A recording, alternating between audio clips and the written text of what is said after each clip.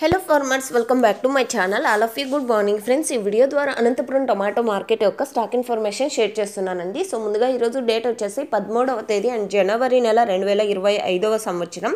ఇక ఈరోజు ముందుగా భోగి అండి. సో భోగి పండుగ అందరికీ కూడా భోగి పండుగ శుభాకాంక్షలు, హ్యాపీ భోగి.